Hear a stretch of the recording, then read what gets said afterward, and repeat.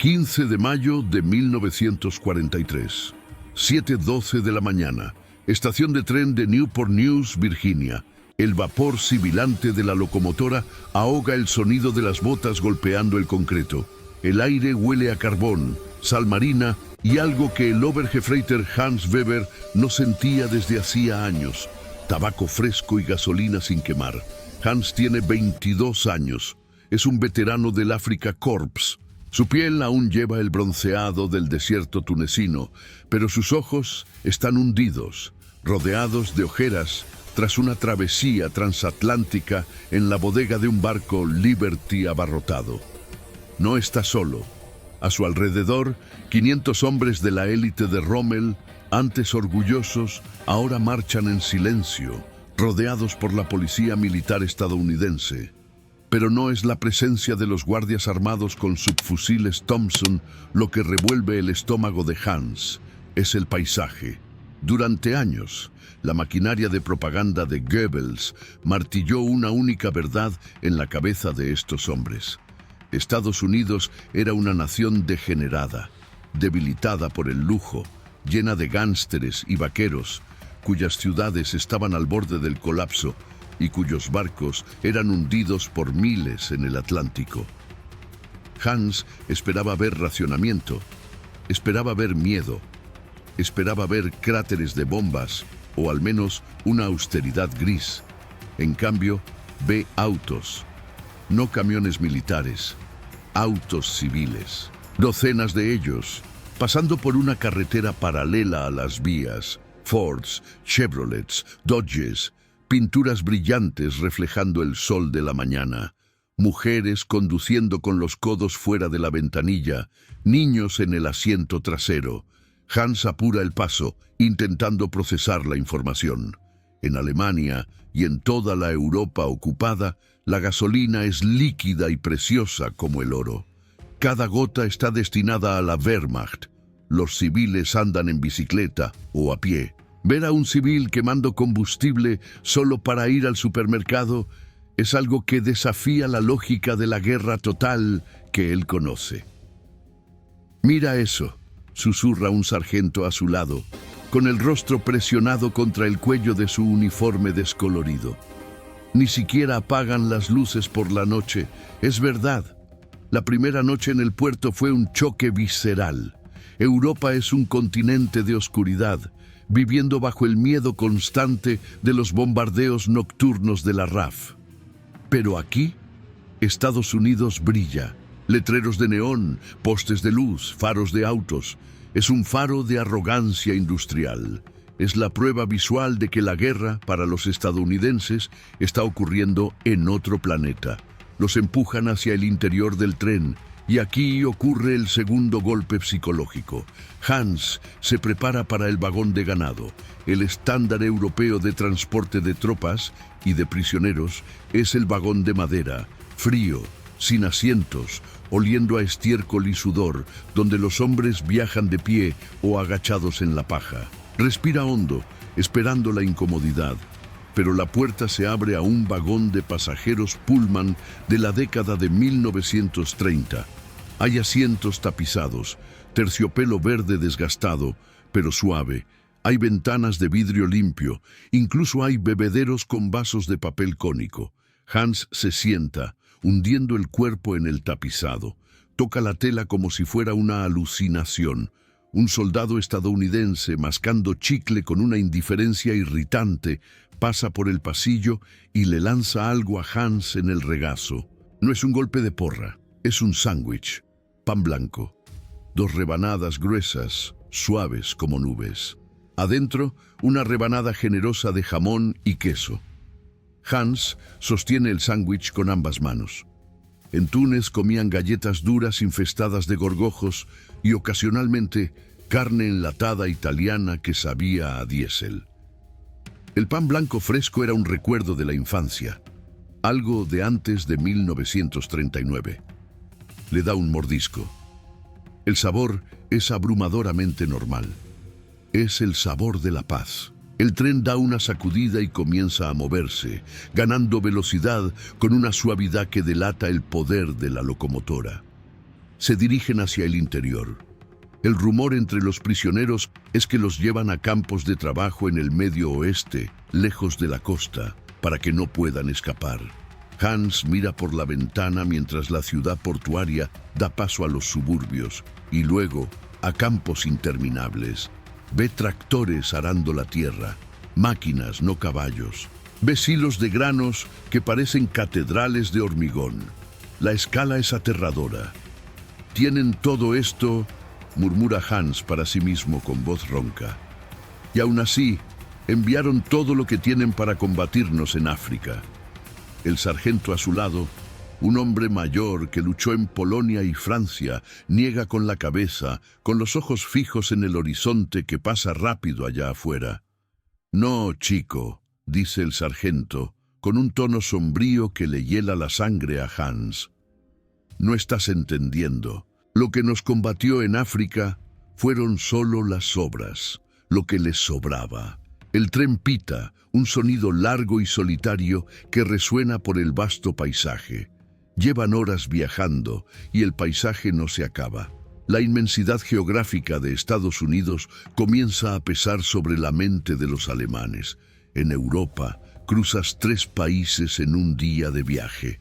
Aquí, apenas han salido del estado, pero el verdadero choque está por venir. Su destino no es solo un campo de maíz en Iowa. El tren está siendo desviado hacia una parada técnica cerca de Detroit, el corazón palpitante de la bestia industrial.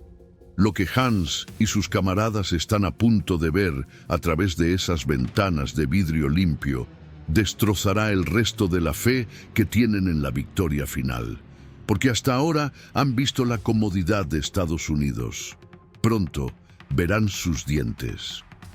16 de mayo de 1943. Final de la tarde. Alrededores de Dearborn, Michigan. El cielo ha cambiado. El azul infinito del medio oeste americano desapareció, reemplazado por una niebla baja, aceitosa y cobriza que filtra la luz del sol poniente. El aire dentro del vagón Pullman se vuelve más pesado, con un gusto metálico que se pega al paladar. El tren disminuye la velocidad.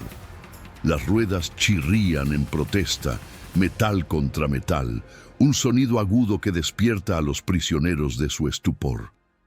Hans Weber limpia el vidrio de la ventana con la manga de su túnica. Lo que ve allá afuera no se parece a ninguna ciudad que haya visto jamás. Berlín es imponente, París es hermosa, pero esto es un leviatán. Están pasando por el complejo de River Rouge, de Ford. No es solo una fábrica, es una ciudad-estado dedicada enteramente a la producción. Chimeneas, cientos de ellas, perforan el cielo como un bosque de hormigón quemado, escupiendo humo negro a un ritmo incesante. Grúas gigantescas mueven montañas de mineral de hierro rojo, directo de los barcos cargueros de los grandes lagos hacia los hornos. Para un soldado alemán, acostumbrado a la escasez, la visión es casi ofensiva. En Alemania, las fábricas son objetivos dispersos, escondidos en bosques o enterrados bajo tierra para huir de los bombarderos aliados. Aquí, la industria está desnuda, expuesta y rugiendo a cielo abierto. El complejo se extiende hasta donde alcanza la vista, una masa ininterrumpida de acero, vidrio y vapor. «Dios mío», susurra alguien en el fondo del vagón. El tren entra en un patio de maniobras adyacente a la fábrica y se detiene momentáneamente. Hans tiene una vista privilegiada de un enorme estacionamiento pavimentado junto a uno de los pabellones de montaje. Sus ojos se abren de par en par. Hay miles de autos estacionados allí, filas y más filas de vehículos coloridos brillando bajo el hollín. Hans se vuelve hacia el guardia estadounidense más cercano, un cabo joven que lee un cómic. Entschuldigung. «Disculpe», dice Hans, señalando hacia afuera. «Aquello es inventario del ejército. ¿Vehículos confiscados?» El guardia mira por la ventana, desinteresado, y luego se ríe. «¿Qué?» «No, Esos son los autos de los tipos que trabajan en el turno de la mañana. El turno de la tarde estaciona del otro lado. La frase golpea a Hans como un puñetazo en el estómago. Son los autos de los obreros. La mente de Hans intenta hacer la conversión cambiaria de la realidad. En la Alemania nazi, tener un auto propio es un privilegio de los altos rangos del partido o de industriales millonarios. El auto del pueblo, el Volkswagen, fue prometido, pero el dinero se desvió para la guerra. Aquí, el hombre que aprieta los tornillos conduce su propio auto al trabajo. Si los obreros tienen esa riqueza, ¿qué sobra para el esfuerzo de guerra? La respuesta llega enseguida, cuando el tren vuelve a andar lentamente, pasando pegado a un patio de expedición. No son autos de paseo los que están saliendo de la línea de montaje ahora. Son camiones GMC de 2,5 toneladas y Jeeps Willys. Pero no es la calidad lo que aterroriza a Hans. Los alemanes tienen buena ingeniería. El tanque Tiger es una obra maestra técnica. Lo que aterroriza a Hans es la cantidad. No se están fabricando uno por uno, están siendo vomitados por la fábrica. Hans saca el reloj de bolsillo que logró esconder en su bota. Cuenta. Un camión sale del galpón. 40 segundos después, otro. Más 40 segundos, otro. Es un río de acero verde oliva, sin pausa, sin defectos visibles. El sargento veterano al lado de Hans, el hombre que se burló de la esperanza antes, ahora está pálido. Apoya la frente en el vidrio frío. Está viendo algo que ningún general en Berlín quiere admitir en los informes. ¿Sabes qué es eso, Weber?, pregunta el sargento con voz temblorosa. Hans no responde. Esto es el fin, continúa el sargento. Nos enseñaron que la voluntad aria, el coraje y el espíritu de lucha ganan batallas, que un soldado alemán vale por 5 estadounidenses. Señala el patio donde cientos de camiones nuevos esperan el embarque. Una flota que por sí sola superaría toda la logística del Afrika Korps en Túnez. Pero la guerra no se trata de coraje, chico, se trata de matemáticas, y las matemáticas de ellos son infinitas. Si destruimos 100 tanques hoy, harán 1000 mañana. Ni siquiera necesitan ser buenos soldados. Solo necesitan esperar a que nuestra munición se acabe antes de que se termine su metal. Hans mira hacia la línea de montaje. Ve las siluetas de los trabajadores a través de las ventanas altas de la fábrica. Muchos tienen el pelo largo atado en pañuelos. Mujeres, amas de casa estadounidenses, soldando placas de blindaje mientras mascan chicle, construyendo las máquinas que matarán a sus amigos en Europa. La eficiencia carece de odio, es solo trabajo. En ese momento, dentro de la comodidad del vagón Pullman, el Obergefreiter Hans Weber siente algo peor que el miedo a la muerte. Siente la certeza de la irrelevancia. Todo el sufrimiento en el desierto, el calor, la sed, los amigos muertos, fue contra una fuerza que apenas ha comenzado a sudar.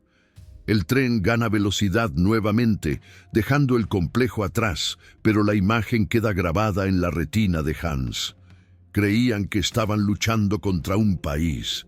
Acaban de descubrir que despertaron a un continente entero transformado en una línea de montaje. Pero el destino final de Hans aún no ha llegado. Y si el poder industrial de Estados Unidos rompió su esperanza, lo que va a encontrar en el campo de prisioneros desafiará su propia humanidad y lealtad al Führer. Porque allá, detrás del alambre de púas estadounidense, la guerra continúa de una forma muy diferente. 17 de mayo de 1943, 6:45 de la tarde, Camp Concordia, Kansas.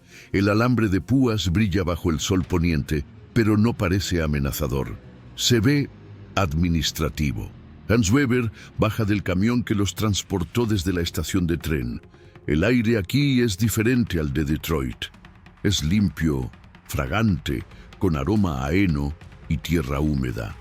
El silencio de las grandes llanuras americanas solo se rompe por el sonido de botas en la tierra batida y órdenes gritadas en alemán por los sargentos prisioneros que mantienen la disciplina de las tropas incluso en el cautiverio. Hans mira a su alrededor. Esperaba un Stalag sombrío, barracones infestados de ratas o agujeros en la tierra. Lo que ve parece un campamento de verano. Los barracones son de madera de pino nueva, pintados de blanco y verde. Hay canchas de voleibol. Hay macizos de flores cuidados por prisioneros que llegaron meses antes. No hay perros ladrando. Los guardias estadounidenses en las torres parecen aburridos. Algunos leen periódicos, con los rifles apoyados en las esquinas. Saben una verdad geográfica que Hans todavía está aprendiendo. No hay a dónde huir. A su alrededor hay 1000 kilómetros de campos de maíz en todas direcciones. El océano está a un mundo de distancia. ¡Formen filas para la cena!, grita un oficial estadounidense en un alemán con acento marcado. La cena. La palabra hace que el estómago de Hans ruja, pero también trae un nudo de ansiedad. Entran en el comedor. El calor allí dentro es acogedor. El olor es abrumador. No huele a sopa rala de repollo, huele a carne asada. Hans toma una bandeja de metal. La fila avanza rápido. Cuando llega su turno, un cocinero, otro prisionero alemán, con un delantal blanco impecable, sirve la comida con un cucharón grande. Hans mira la bandeja y deja de caminar, bloqueando la fila por un segundo. «¡Waiter, camina!», refunfuña alguien detrás de él. Hans obedece, sentándose en un banco largo. Mira la comida como si fuera una trampa. Hay carne, un trozo sólido de carne de res. No nervios o grasa, sino carne roja, nadando en una salsa espesa. Hay puré de papas, blanco y cremoso, con un lago de mantequilla derretida encima. Hay guisantes verdes brillantes. Y en una esquina de la bandeja, una naranja entera. Y café. El vapor que sube de la taza trae el aroma inconfundible del grano real, no la cebada tostada que llamaban café en el frente ruso o africano. Se mira las manos. Manos sucias, de quien cavó trincheras para esconderse de morteros. Ahora esas manos sostienen cubiertos de metal limpios. Hans se lleva la carne a la boca. El sabor es tan rico que duele. Come mejor aquí, como prisionero del enemigo, de lo que comía como conquistador en París o como héroe del Reich en África. «Es propaganda», dice una voz baja y dura frente a él. Hans levanta la vista. Es el Unteroffizier Kraus. Kraus es un verdadero creyente. Tiene la insignia del partido nazi escondida bajo la solapa y ojos que parecen nunca parpadear. «Come, Weber», dice Kraus, cortando su carne con agresividad quirúrgica. «Pero no te dejes engañar. Nos están dando esto para romper nuestro espíritu, para hacernos pensar que son ricos y benevolentes. Es todo una puesta en escena». «Aquella fábrica en Detroit no era una puesta en escena, sargento», se atreve a susurrar Hans. La imagen de los camiones saliendo de la línea de montaje aún arde en su mente. Kraus se detiene. El cuchillo raspa el plato de metal con un chirrido agudo. «Hollywood», escupe Kraus. «Efectos especiales. Escenarios de cartón y espejos. Eres ingenuo, Weber. El Führer dice que Estados Unidos es un tigre de papel. Esos camiones probablemente no tienen motores. Hicieron eso para asustar a chicos débiles como tú». Hans mira alrededor del comedor. Cientos de hombres comen vorazmente. Algunos ríen. Otros lloran silenciosamente mientras comen naranjas, recordando navidades pasadas. Se da cuenta de la mentira en las palabras de Kraus, pero también se da cuenta del peligro. Kraus no está solo. En cada mesa hay hombres como él, hombres que se niegan a ver. Y aquí, detrás del alambre de púas, la jerarquía militar alemana permanece intacta. A los estadounidenses no les importa quién manda dentro de los barracones, siempre que nadie escape. Eso significa que la Gestapo todavía vive aquí dentro. Si repites esa estupidez derrotista sobre la fábrica a los otros hombres, susurra Kraus, inclinándose sobre la mesa, con el aliento oliendo a café americano. Tendremos una charla detrás de las letrinas esta noche. ¿Entendido? Hans traga saliva. El puré de papas de repente parece cemento en su garganta. Ahora lo entiende. La guerra física terminó para él. Nadie le disparará con un M1 Garand. Pero la guerra psicológica, la guerra por el alma de Alemania, apenas está comenzando. Está atrapado entre la verdad innegable de la potencia estadounidense, manifestada en cada caloría de esa cena abundante, y la negación fanática de sus propios compatriotas. Esa noche, acostado en una litera con colchón de verdad y sábanas limpias, Hans escucha el sonido distante de un tren de carga cruzando la llanura de Kansas. Sabe lo que carga ese tren: más tanques, más aviones, más comida. Cierra los ojos, pero no puede dormir. Está a salvo de los estadounidenses. Pero por primera vez tiene miedo de los alemanes. Se da cuenta de que la derrota no vendrá solo en el campo de batalla. Ya llegó, servida en una bandeja de metal, y la negativa a aceptarla convertirá este paraíso de prisioneros en un infierno muy particular. Y mañana el adoctrinamiento comenzará. No por los estadounidenses, sino por los propios nazis que controlan el campo, desesperados por mantener viva la ilusión, incluso cuando la barriga llena prueba lo contrario. 20 de septiembre de 1943, 1:30 de la tarde, Granja Henderson, Condado de Cloud, Kansas. El sol del Medio Oeste no perdona, pero para Hans, veterano de Túnez, es solo un calentamiento. Lo que le hace sudar frío no es el calor, es la máquina. Hans forma parte de un destacamento de trabajo voluntario. Según las convenciones de Ginebra, los sargentos y cabos no están obligados a trabajar, pero el tedio en el campo es un veneno lento y el pago en cupones de la cantina, que compran chocolate, tabaco e incluso cerveza, es demasiado tentador. Está parado en el borde de un campo de trigo dorado que se extiende hasta el horizonte. A su lado, el señor Henderson, un granjero estadounidense de 60 años, con piel de cuero curtido y mono de jean sucio de grasa, se ajusta la gorra. «Ok, boys», dice Henderson sin siquiera mirar a los guardias. «Vamos a limpiar esta sección antes de la lluvia». Henderson se sube a una cosechadora International Harvester. El motor tose y luego ruge con una fuerza de barítono. En Baviera, la cosecha es un evento comunitario. Familias enteras salen con hoces, caballos tiran de carretas de madera. Es un trabajo manual, arduo, sangre y suelo. Es romántico en la propaganda nazi, pero en la realidad te rompe la espalda. Aquí, Hans observa, boquiabierto, cómo la cosechadora avanza por el campo como un tanque Panzer. No cosecha, devora. Lo que a 50 hombres les tomaría una semana, el señor Henderson y su máquina lo hacen en una tarde. Hans y los otros prisioneros están allí solo para recoger lo que la máquina deja caer y apilar los fardos. Son casi innecesarios. Durante una pausa para el agua, Hans se acerca a la máquina. Pasa la mano por el metal caliente del chasis. Es robusto, es simple, está hecho para durar. No hay ingeniería excesiva como en los tanques alemanes, que se rompen si el mantenimiento no es perfecto.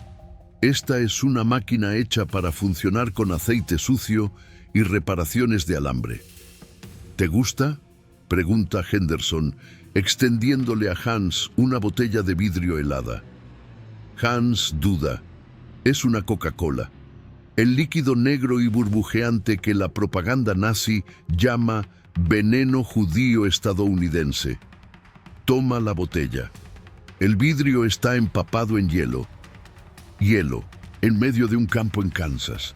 Tienen neveras portátiles. Danke, murmura Hans. Bebe. El azúcar y el gas explotan en su boca. Es refrescante. Es solo un refresco. Henderson enciende un cigarrillo y mira a Hans con una curiosidad tranquila. No hay odio en los ojos del viejo. No hay el fanatismo que Hans vio en los ojos de los comisarios políticos rusos o la arrogancia de los oficiales británicos. «Oí que eres mecánico», dice Henderson. «Ja, yo reparaba camiones. Opel Blitz. Bien, si esta cosa se ahoga, me ayudas. Mi hijo solía repararlas, pero está en Italia ahora, disparándoles a ustedes». La franqueza de Henderson es desconcertante. Habla de que su hijo dispara a alemanes como si hablara del clima.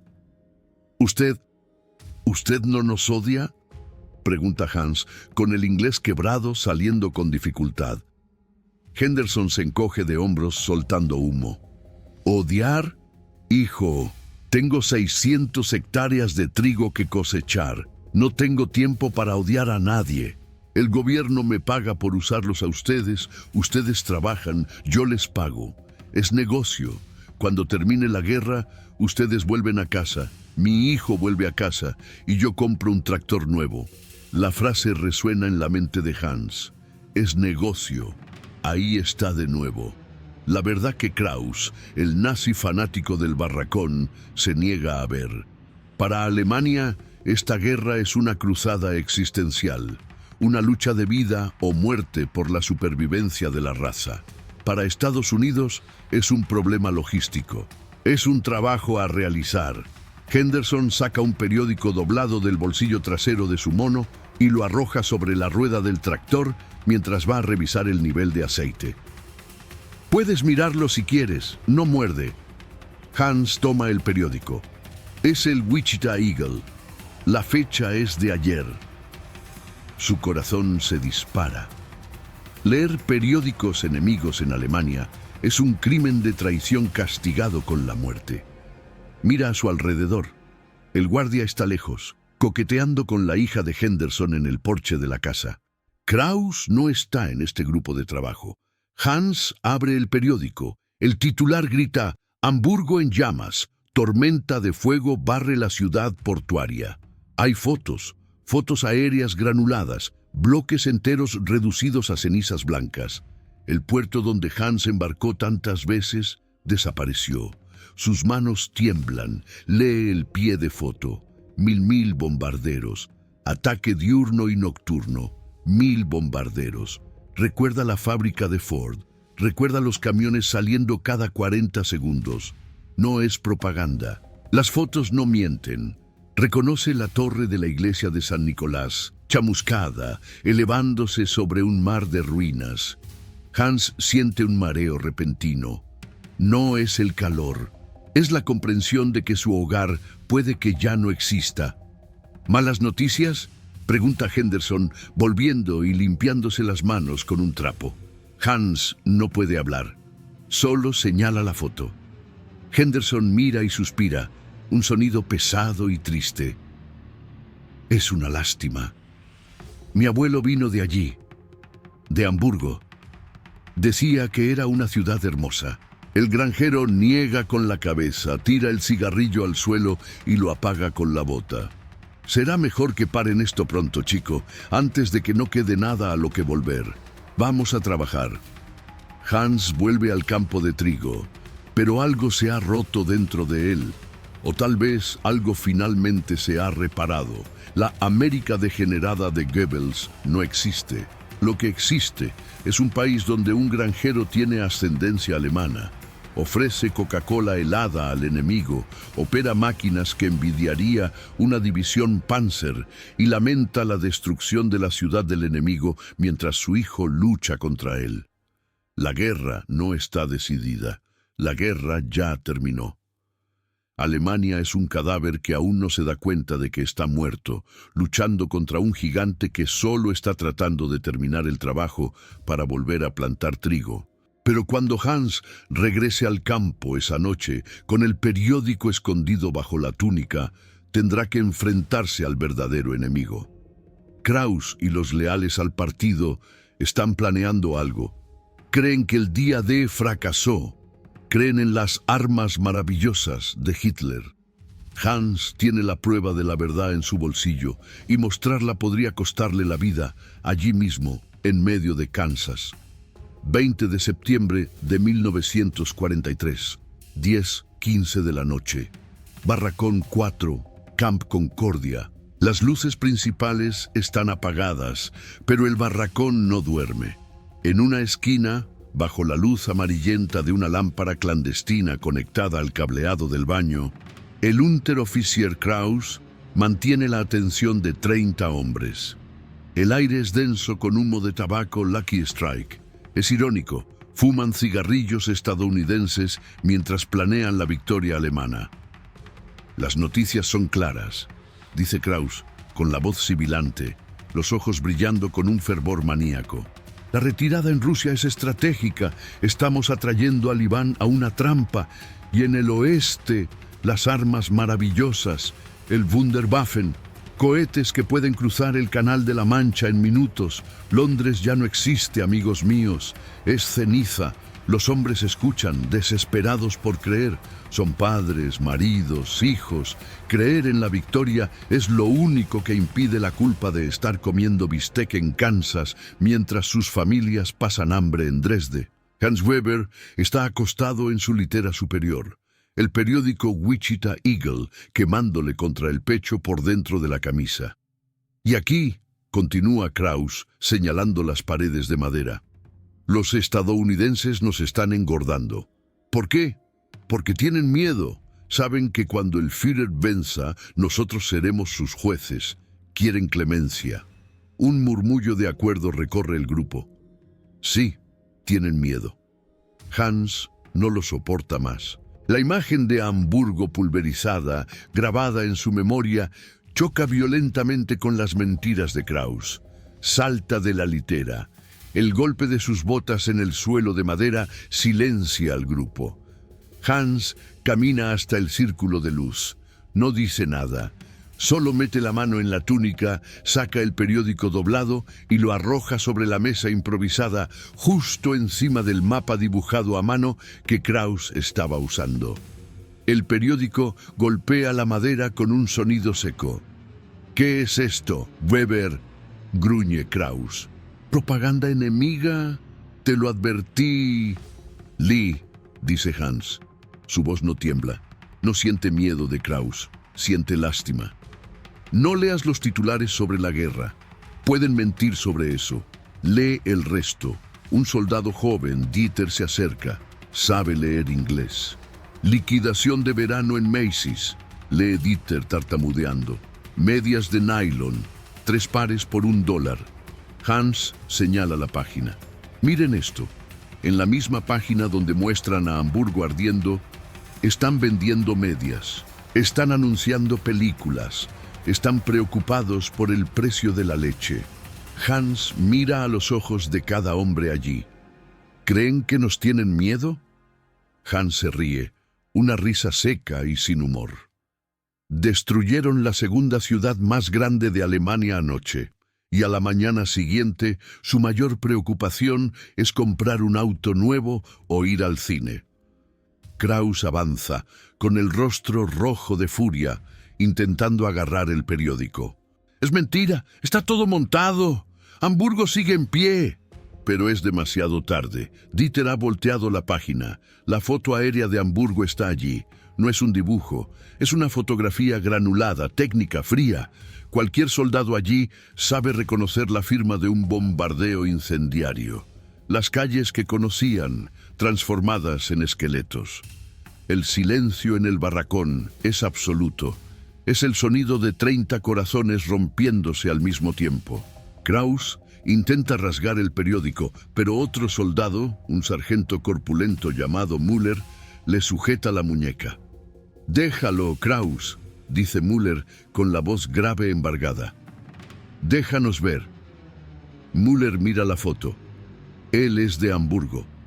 Pasa su dedo grueso sobre el papel, trazando donde debería estar su calle.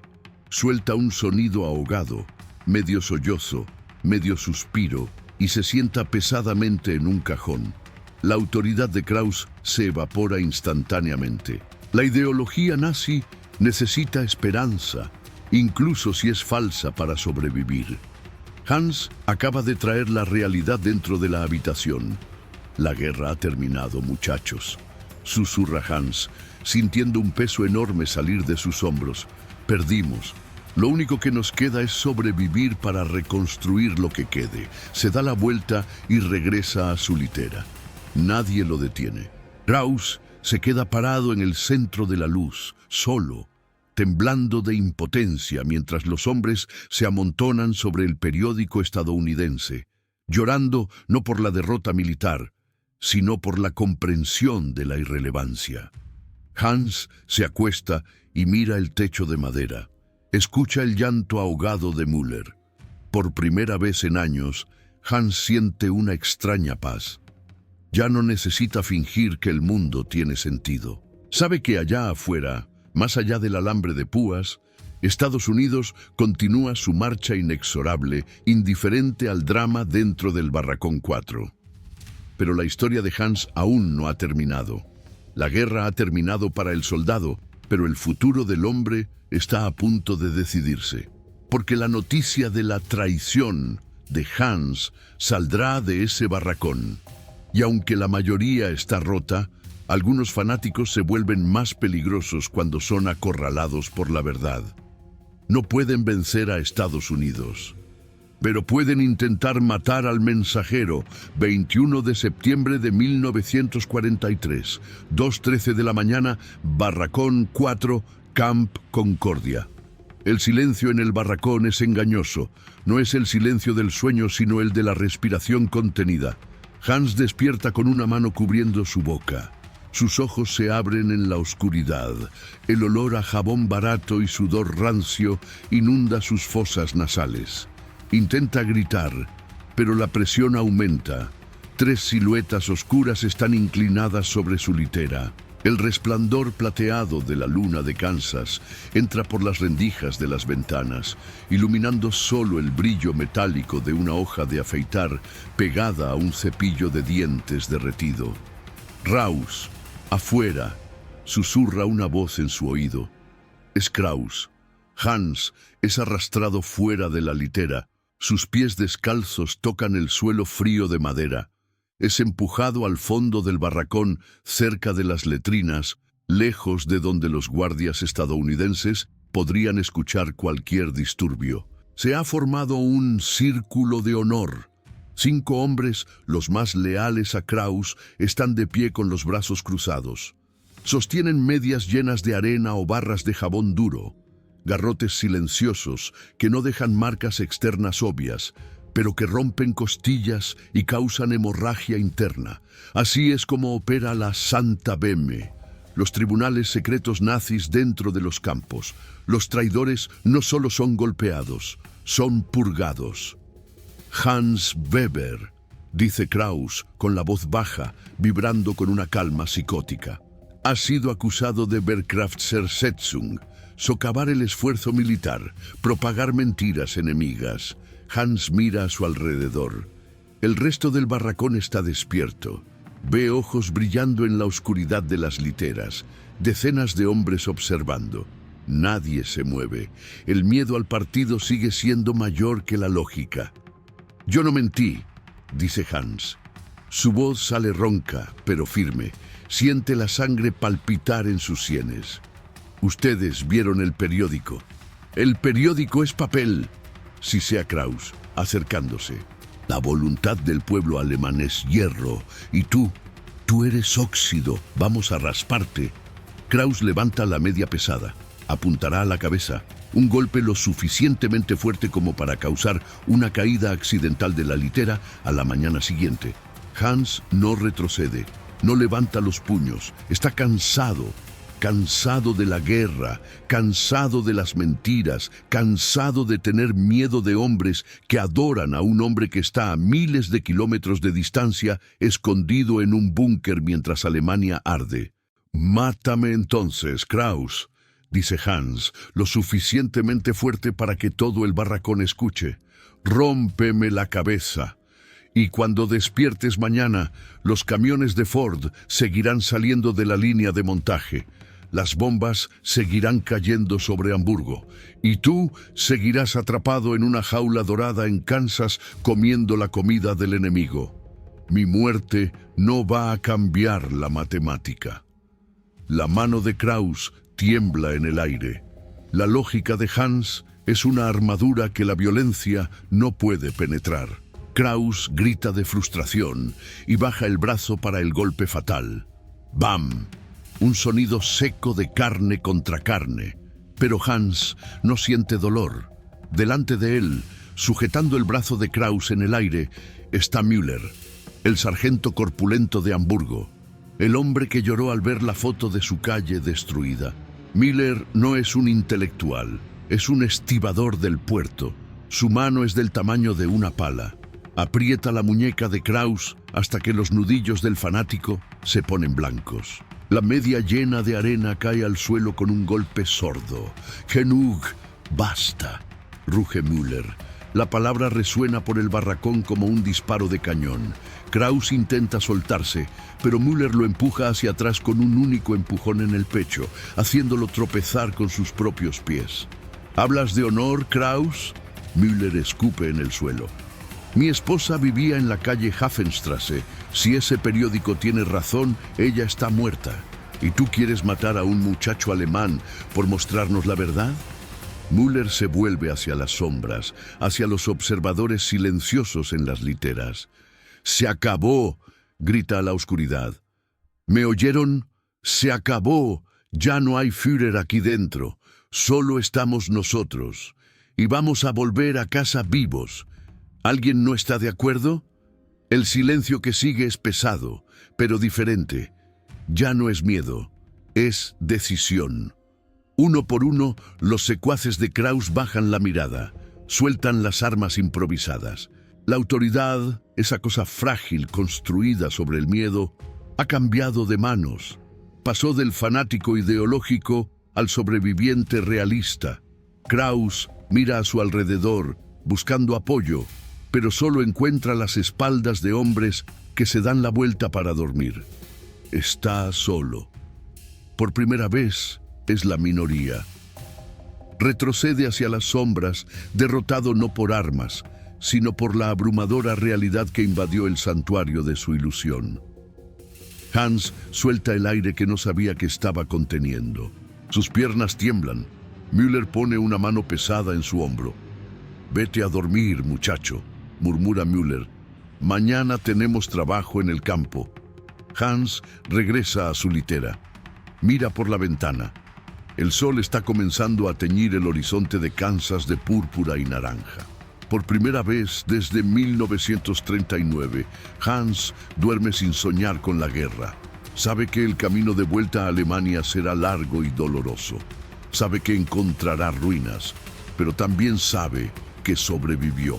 Sobrevivió al desierto, al mar, y esta noche sobrevivió a la propia Alemania. La pesadilla nazi se ha roto. El gigante estadounidense lo aplastó sin disparar un solo tiro dentro de ese barracón, solo existiendo. Marzo de 1946, cubierta del buque de transporte SS Eufaula Victory, puerto de Nueva York. El viento del Atlántico es frío, pero esta vez no lleva el olor a miedo. Hans Weber está apoyado en la barandilla oxidada. Está más viejo. Las líneas alrededor de sus ojos, marcadas por el sol de Kansas y la ansiedad del cautiverio, cuentan la historia de una guerra que pasó la mayor parte observando desde lejos. El barco se aleja del muelle. Hans mira hacia atrás. La línea del horizonte de Nueva York se alza, intacta, desafiante, brillando bajo el sol de primavera. El Empire State Building toca las nubes. No hay cráteres, no hay ventanas rotas. La América que deja atrás es exactamente la misma que lo recibió, una fortaleza de abundancia intocada. A su lado, Müller fuma su último cigarrillo estadounidense. Señala la Estatua de la Libertad que se hace pequeña a la distancia. Ni siquiera necesitaron apagar las luces, murmura Müller. 3 años de guerra mundial y ni siquiera necesitaron apagar las luces. El viaje de vuelta es sombrío. El barco está lleno de hombres que regresan a un país que ya no existe. La arrogancia ha desaparecido. Incluso los fanáticos como Kraus, que están en la bodega del barco, permanecen en silencio. La realidad está a punto de cobrar su precio. 2 semanas después, Hamburgo, Alemania. El choque de la llegada es físico. Cuando Hans baja del camión en la zona de ocupación británica, el olor lo golpea primero. Es el olor a piedra muerta. Una mezcla de cal, yeso pulverizado, madera podrida y cuerpos que nunca fueron recuperados de los sótanos. Hamburgo no fue solo bombardeada, fue borrada. Hans camina por la calle donde estaba la casa de sus padres. Tiene la dirección memorizada, pero la geografía urbana ha desaparecido. No hay letreros, no hay esquinas, solo montañas de escombros de 3 pisos de altura. Caminos estrechos han sido abiertos por tractores estadounidenses para permitir el paso. Se detiene frente a una pila de ladrillos rojos. Una viga de hierro retorcida apunta al cielo como un dedo acusador. Es aquí, o era aquí, un hombre anciano, empujando una carretilla con algunas pertenencias rescatadas, se detiene a su lado.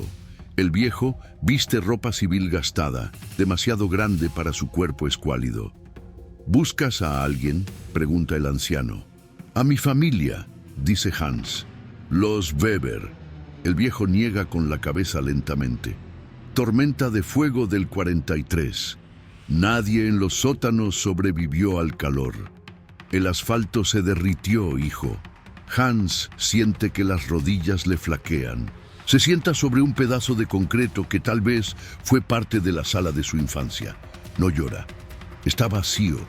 Mete la mano en el bolsillo y saca algo que guardó durante todo el viaje. No es un arma.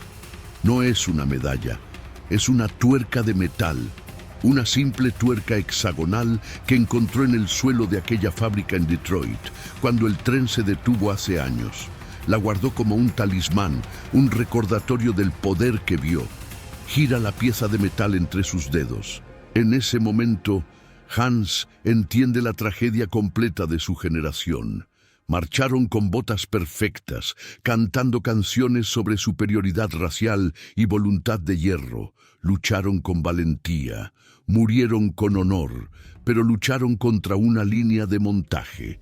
Recuerda los autos en el estacionamiento de Ford, recuerda la cosechadora en Kansas, recuerda la comida sobrante en el plato mientras Europa pasaba hambre.